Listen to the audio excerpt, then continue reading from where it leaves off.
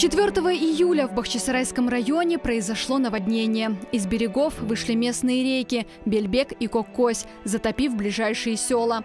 В результате стихии погибла жительница поселка Албат. Более 160 человек эвакуировали. Было подтоплено 80 домов. Bir kereden su geldi. Пока документlerini алған жүз.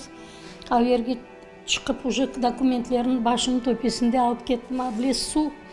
Досты келді, оғлымы машинанан светлерін сондырайым, щитлерін деп нетті, чапты.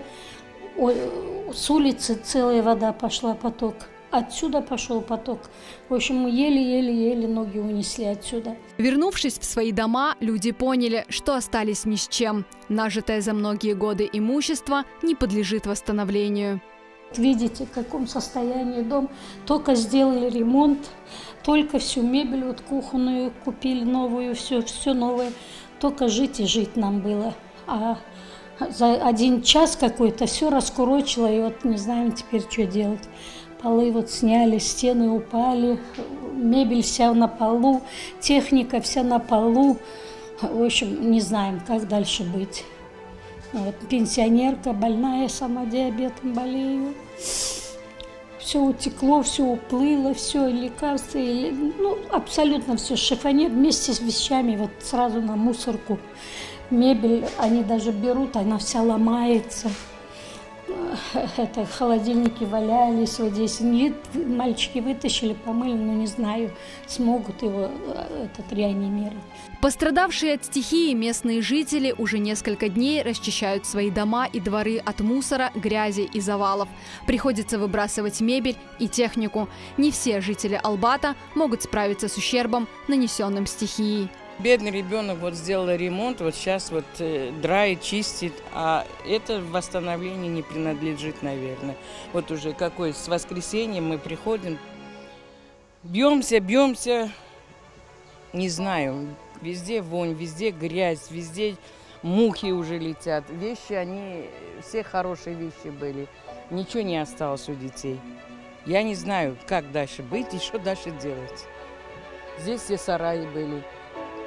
Все упали. Столько вещей. И машинки стиральные уплыли, и что только не уплыло. Вот велосипеды кто-то принес у детей велосипед.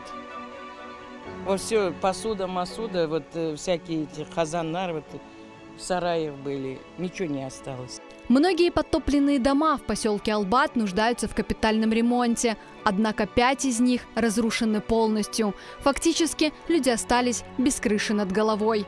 Местные жители инициировали помощь односельчанам, которые не в силах справиться самостоятельно с последствиями наводнения. Какое горе постигло наше село, ну и ряд других сел. Но тем не менее пострадало наиболее, по большей части, наше село. И вот здесь вот проходили за речкой, вы видели, сколько домов пострадало, сколько людей осталось без крова, без имущества. И на момент того, что мы хотели им помочь, они многие стесняются и отказываются. И мы решили создать инициативную группу для того, чтобы открыть счет и производить сбор. Для того, чтобы, как говорится, помочь этим жителям, нашим односельчанам. Потому что у горя нет ни нации, ни религии. Потому что горе чужое не бывает. Оказать помощь жителям поселка Албат можно, перечислив средства по реквизитам.